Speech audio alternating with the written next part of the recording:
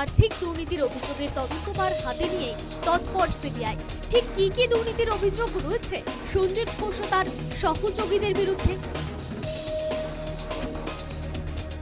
অভিযোগ, স্বাস্থ্য ভবন এবং কলেজ কাউন্সিলের অনুমতি ছাড়াই ফুড স্টল, ক্যাফে, ক্যান্টিনদের জন্য টেন্ডার দেওয়া হতো।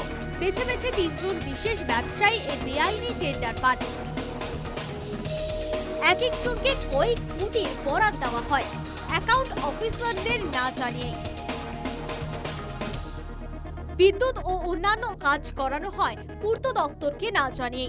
ডাক্তারি শিক্ষার তহবিল নয়ছয়ের অভিযোগ রয়েছে সন্দীপ ঘোষের বিরুদ্ধে। অভিযোগ, পুরসভার বদলে হাসপাতালের কর্তারা পার্কিং থেকে টাকা আদায় করে তা সরিয়ে দেন। হাসপাতালে কর্মী নিয়োগের ক্ষেত্রেও দুর্নীতি।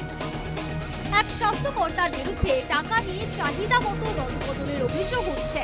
করোনার সময় সরকারি তহবিল থেকে একাধিক সরঞ্জাম কেনা হয় বলে অভিযোগ। সরকারি টাকায় কেনা অনেক জিনিস এমন কয়েকটি নার্সিংহোমে পাচার করা হতো। শেষ এখানে নয়, অভিযোগ একদিন অন্তর হাসপাতালের ব্যবহার হওয়া সিরিঞ্জ, স্যালাইনের বোতল সহ বায়োমেডিক্যাল ওয়েস্টেও দুর্নীতি করতেন সন্দীপ। সিবিআই সূত্রে খবর, রীতিমতো র্যাকেট বানিয়েছিলেন গুণধর সন্দীপ। তাতে সামিল ছিলেন 2 জন বাংলাদেশীয়।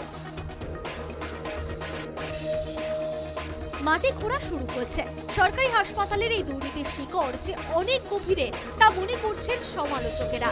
আরজিকর কাণ্ডে নির্যাতিতার বিচার ও দোষীদের শাস্তির দাবির পাশাপাশি হাসপাতালের দুর্নীতির শিকড় কত মোটা তাও জানতে চাইছে সাধারণ মানুষ।